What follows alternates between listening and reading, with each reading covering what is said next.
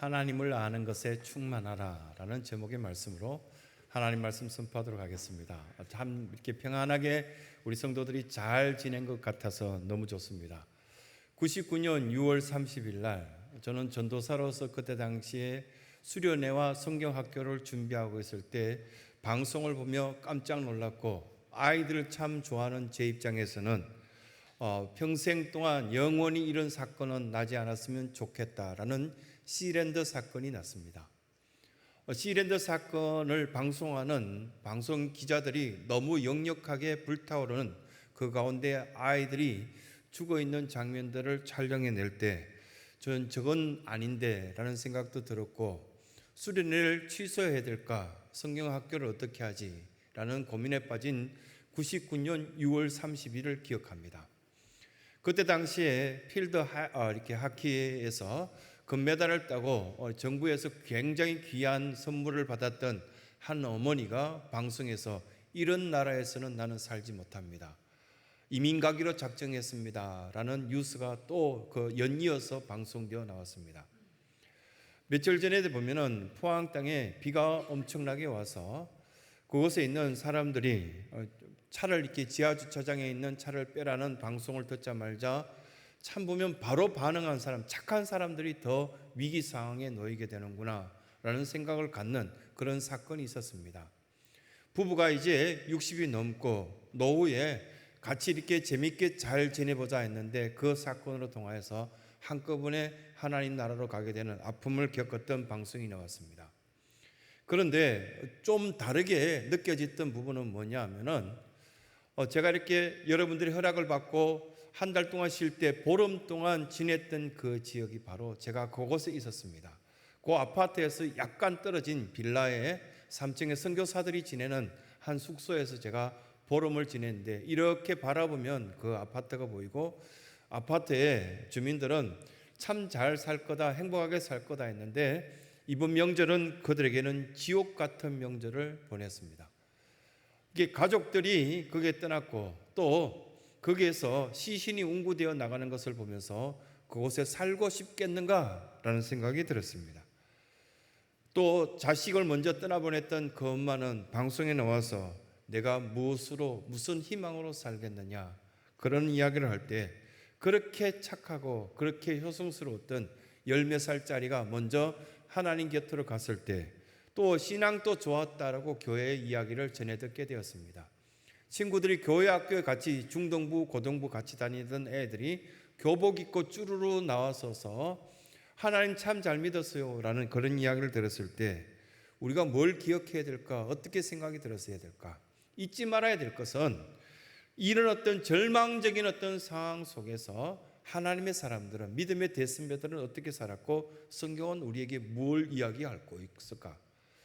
또 이렇게 그 절망적인 사건 속에 오히려 더 큰 꿈을 꾸고 이 아픔을 다시금 겪지 않기 위해서는 또 다른 어떤 준비를 해야 될 필요성을 느낀다, 이렇게 생활했던 사람들은 참 멋있는 인생을 살았을 반면에 그냥 그 절망이 끝나버리는 사람들도 있었다는 것입니다. 이사야 선지자가 그때 당시에 얼마나 아프고 힘들었던 시대 상황을 이야기했는지 이사야서 1장 3절과 5절 8절에 걸쳐서 소는 그 임자를 알고 나귀는 주인의 구유를 알건만 왜 이스라엘 백성들은 하나님을 모를까?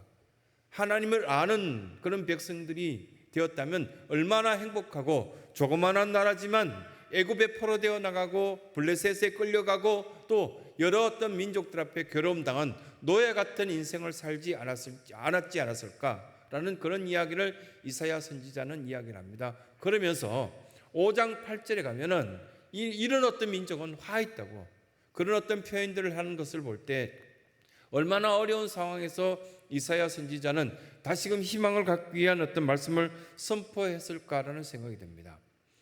10몇 살 때 변호사가 된 사람이 있습니다. 그 사람은 굉장히 보면 천재적인 어떤 기질을 가졌고 여러 가지 똑똑한 면이 있었기 때문에 영국 사람인데 굉장히 똑똑해서 일찍 변호사가 되었습니다. 우리나라에도 그런 방법이 있는지 모르겠습니다. 영국 법에는 아주 똑똑하면 일찍 변호사가 될 수 있는 가능성이 그때 당시에 있었던 거 봅니다. 그런데 이 사람의 이름이 오늘 우리가 찬양을 불렀던 248장을 고백하였던 윌리엄 카우프입니다. 248장 왼쪽 위편에 보면 W 점 찍고 카우프라고 쓰여져 있을 겁니다. 이 윌리엄 카우프가 굉장히 어렸을 때 변호사가 되고 사람들의 수많은 어려움을 이야기를 듣기 시작했습니다. 여러분 그러면 행복할 것 같습니까? 지옥 같을 것 같습니까? 윌리엄 카우프에 대한 책이나 아니면 여러 찬양이나 이런 것들이 많이 있습니다. 한번 보시기 바랍니다.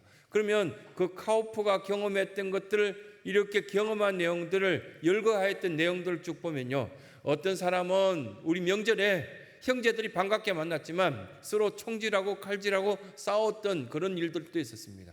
그래서 변호합니다.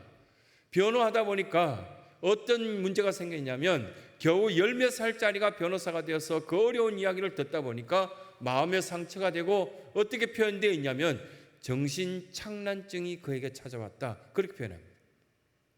너무너무 괴로워서 살고 싶지 않다라는 그런 마음을 갖고 자살을 몇 번 정도 시도를 합니다. 그 이야기를 듣고 교인들이 찾아갑니다. 그렇게 우리 교회에서 착하게 자랐던 윌리엄 카우프가 어려움을 겪다니 도대체 무슨 일일까? 그래서 교회의 교인들이 찾아가서 이렇게 물어봤더니 완전히 이렇게 보면 정신 상태나 모든 것들이 다 엉망이 되어버렸습니다. 예수님께서 너를 끝까지 사랑한다는 거 카우프는 기억했으면 좋겠다, 이런 이야기를 전합니다. 카우프가 그 이야기를 들었을 때도 별로 은혜가 되지 않았습니다. 해결 방법이 되지 않았는데 계속적으로 찾아와서 기도해주고 교인들이 위로해주는 그 사이에서 조금씩 밝은 것들을 보기 시작합니다.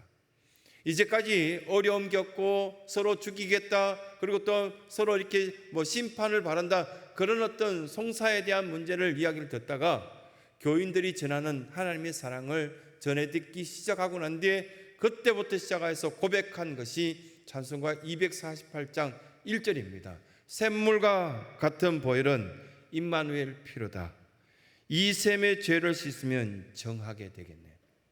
1절부터 5절까지 있는 찬양 별로 없거든요. 근데 2절부터 5절까지 이 윌리엄 카우프가 고백한 내용들을 천천히 한번 읽어보시기 바랍니다. 마음에 한번 담아보시기 바랍니다.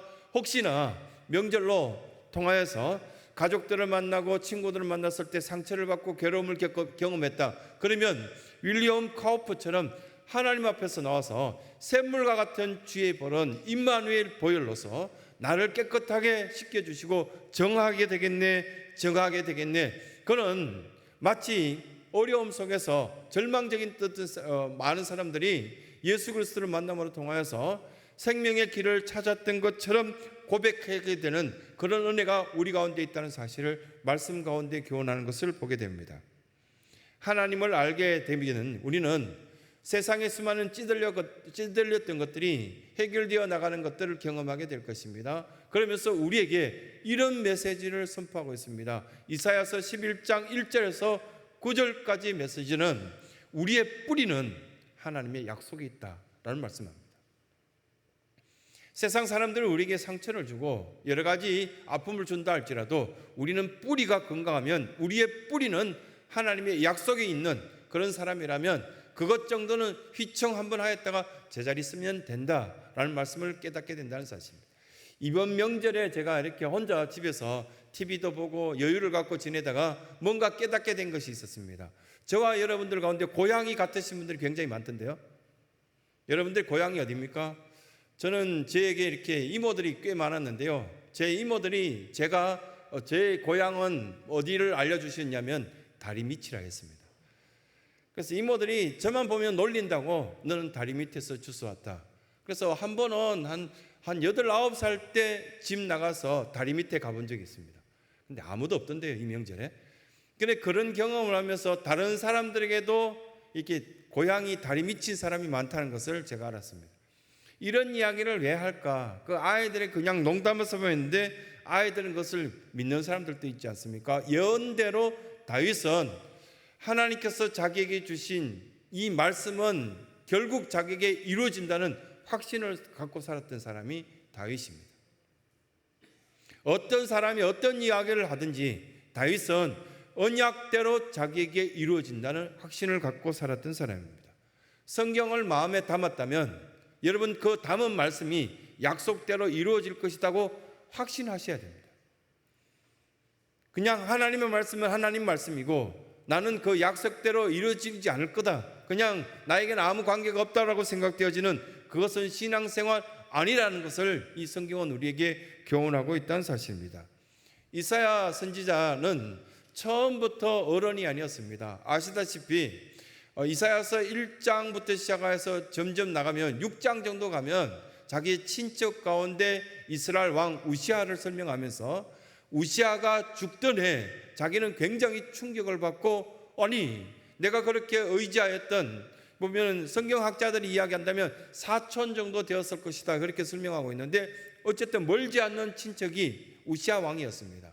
그 왕이 죽자 그 왕을 기대했던 것, 사람을 의지했던 모든 것들을 포기하고 하나님만 의지하기 시작할 때 제단 숯불로 자기 입술을 지지듯이 하나님은 그에게 임재하시고 새로운 인생을 살아가게 된 이사야의 모습을 발견하게 됩니다. 이 젊은이 청년 이사야가 그에게 소명하였던 것은 나라가 참 평안하고 내 주변의 교인들이 하나님 은혜 속에 사는 것이었을 겁니다. 그런데 5장 8절에서 고백하듯이 화 있을진저 제대로 못 살았다는 겁니다. 믿음도 별로 없는 것 같고 기대하는 것도 없는 것 같고 그냥 절망 속에 빠져서 허덕이는 그들의 주변에 사람을 보고 있었던 것입니다. 이 젊은 이사야가 11장 1절에 고백하는 것을 다시 한번 읽어보겠습니다. 시작. 이새의 줄기에서 한 삭이 나며 그 뿌리에서 한 가지가 나서 결실할 것이요. 그러면 그루터기가 이미 썩은 상태 속에서 싹이 날 가능성이 없는 그루터기를 이야기하거든요. 여러분 나라를 보시면 희망이 있어 보입니까? 그러면은 우리 주변에 있는 어떤 문화나 모든 것들을 봐서 굉장히 깨끗하고 좋아 보입니까? 명절 전날 잠시 물건을 사기 위해서 교회 앞을 나왔을 때 안 나와서 안 보는 게 좋을 뻔했다.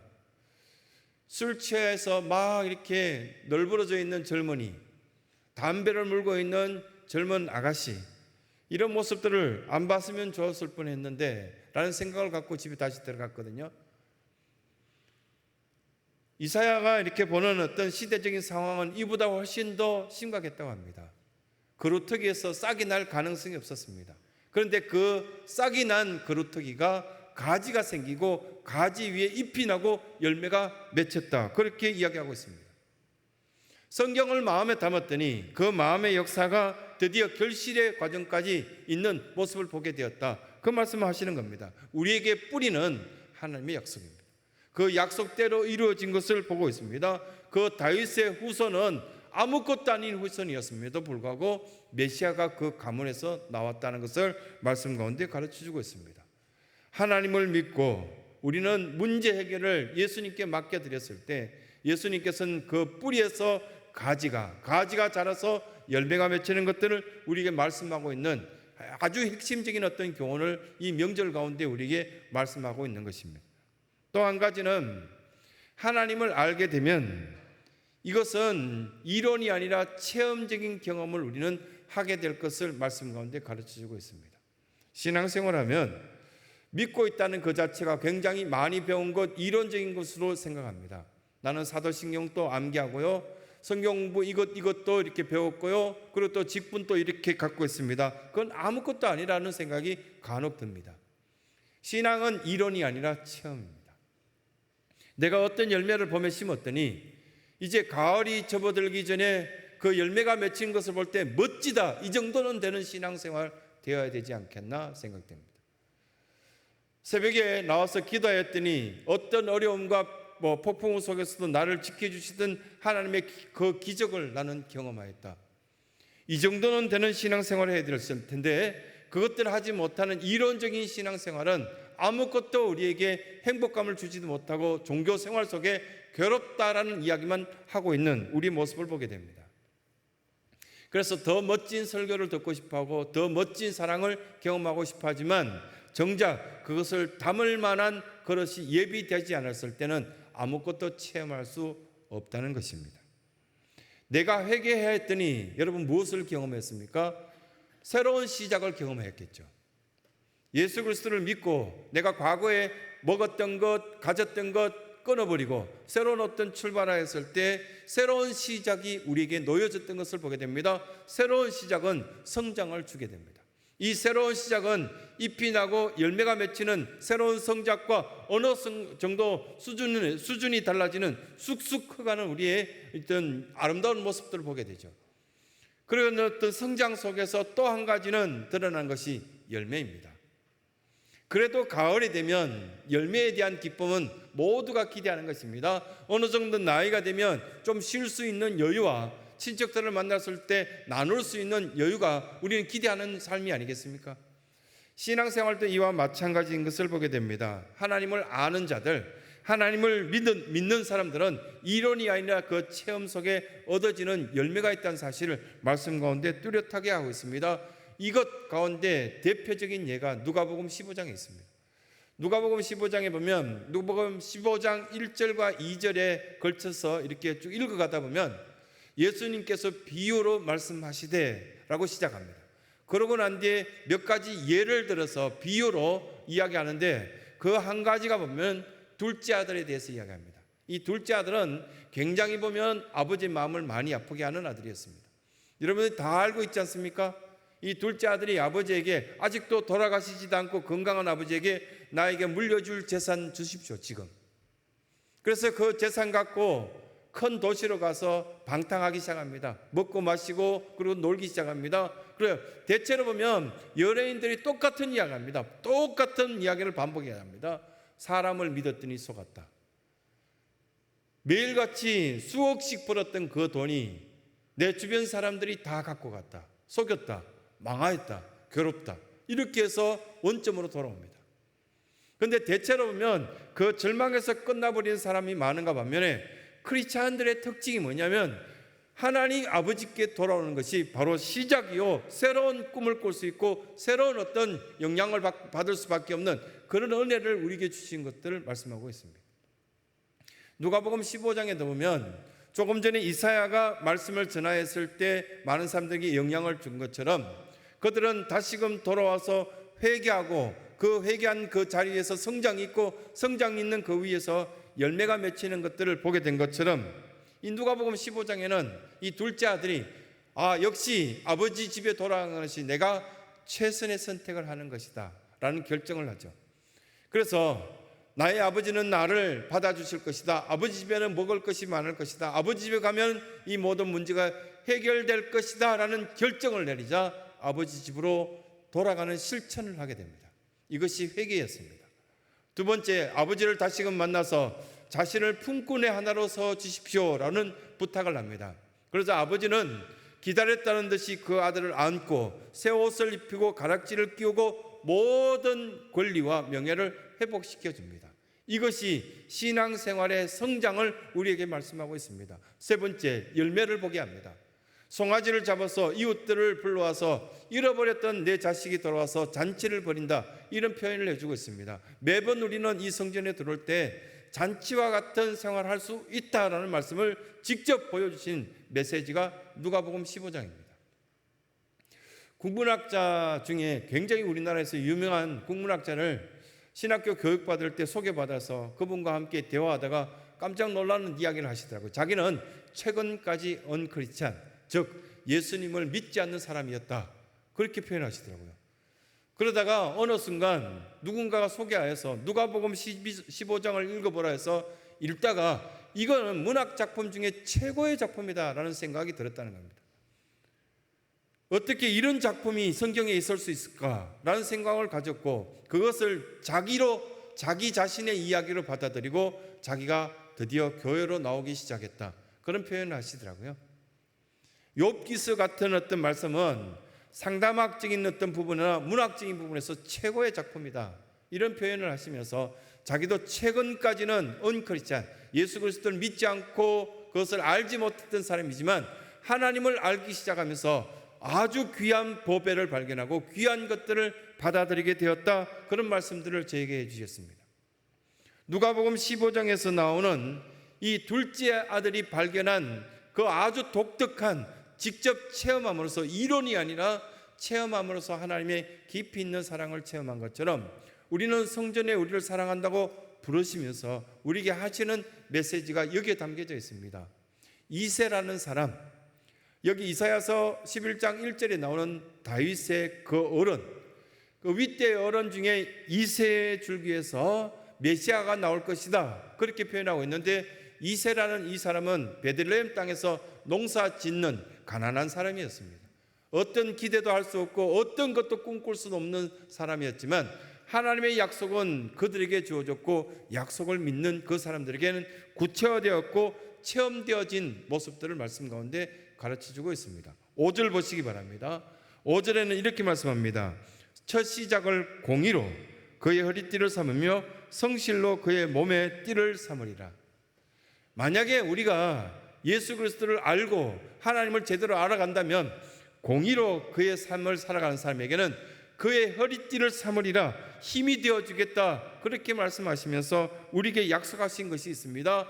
베들레헴 땅 아무것도 아닌 이 사람도 하나님께서는 그의 허리띠를 삼을 만큼 세우시는 사람이 된다면, 그래서 6절의 시작을 그때 믿는 믿음이 있고 하나님을 사랑하고 하나님을 따르는 그런 어떤 굳건한 신앙이 있다면 그때 하나님께서는 이 모든 것들이 이루어지는 것들을 쭉 열거하는 메시지가 담겨 있습니다.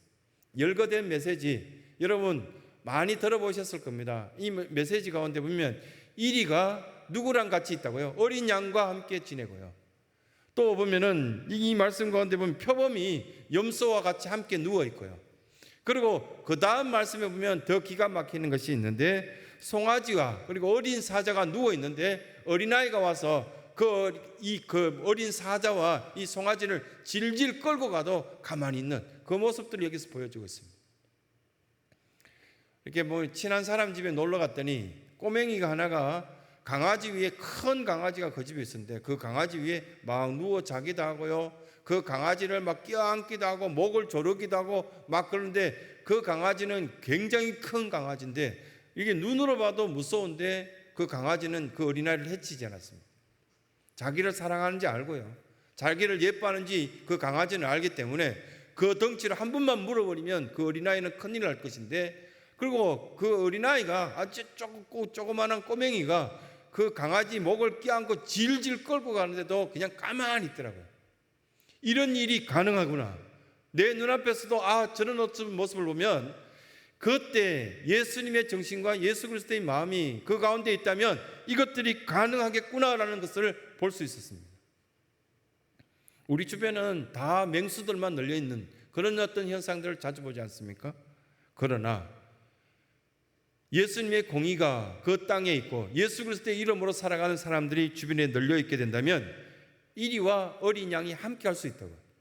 맹수들이 주변에 있다 할지라도 그 맹수 위에 누워서 잠을 청할 수 있고 그들을 끌고 갈 수 있는 우리의 능력과 힘이 우리 가운데 있을 것이다, 그런 말씀을 우리에게 해주십니다.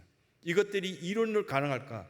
우리는 체험하고 예수 그리스도의 그 사랑 속에서 이것들이 충분히 가능할 것이다, 그런 말씀을 우리에게 가르쳐주고 있다는 사실입니다.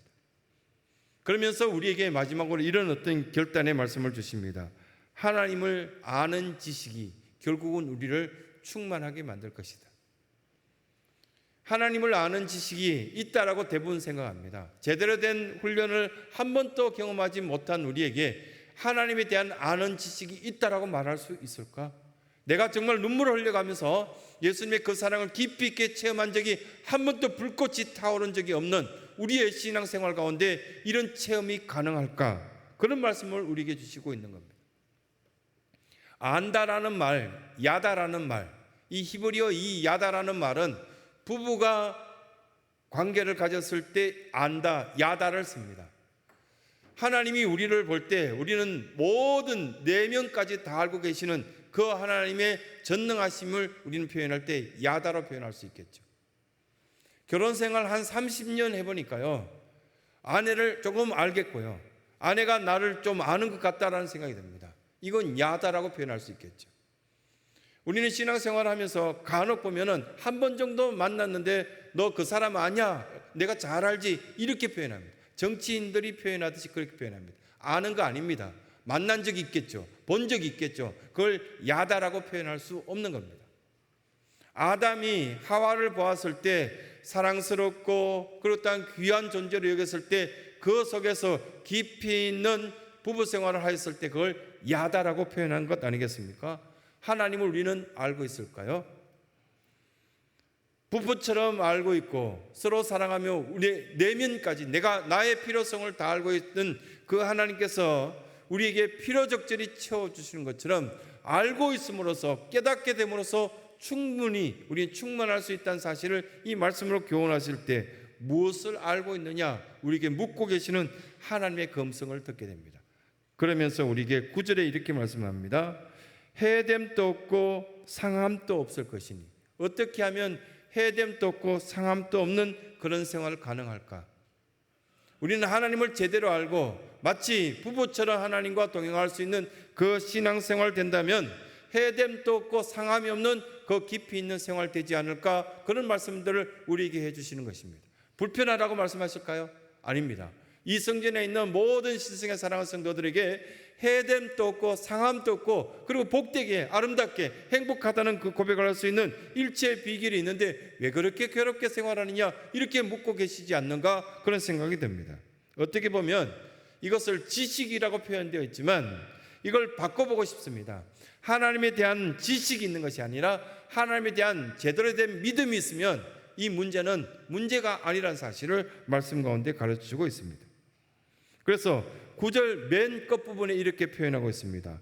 여호와를 아는 지식이 세상에 충만할 것입니다. 바꿔보겠습니다. 여호와를 아는 믿음이 세상의 모든 것들을 해결할 수 있는 일체의 비결이 된다. 그런 말씀을 우리에게 해주고 있습니다. 내가 오늘 신앙 고백을 한 것들이 이론입니까? 체험입니까? 여러분들이 체험되시기 바랍니다. 그냥 이론이 아니라 나의 고백하는 찬송 한 절이 진정한 체험되어지는 찬양이 되고 내가 이렇게 고백하는 모든 영광 올려드릴 수 있는 그 말씀이 나의 모든 부분들을 치료하고 회복시키는 그 말씀이 되기를 간절히 소망하신다면 어떤 나라도 어떤 가정도 어떤 교회도 하나님이 주권적인 역사를 통해서 우리는 귀한 은혜를 입을 것이다 말씀 가운데 교훈하시는 겁니다. 하나님을 아는 것은 매우 중요한 사실입니다. 그럼에도 불구하고 우리는 잘 모르는 것 같습니다. 잘 깨닫지 못하는 것 같습니다. 잘 느끼지 못하는 그런 부분들이 참 많은 것 같습니다. 특정한 사람에게만 주시는 것이 아니라 이 예배 가운데 쳐나온 모든 사랑하는 믿음의 자녀들에게 이것을 원하고 계십니다. 하나님을 아는 것을. 그 하나님을 진정으로 아는 것에 충만하셔서 복된 인생을 살아가시기 바라고 그 행복함으로 통하여서 또 다른 사람들에게 내가 하나님을 경험하고 하나님을 알았더니 이렇게 복되고 멋진 인생이다라고 증거해 보이시면서 고백하시면서 살아갈 수 있는 신성의 모든 성도들의 삶이 되시길 간절히 소원합니다.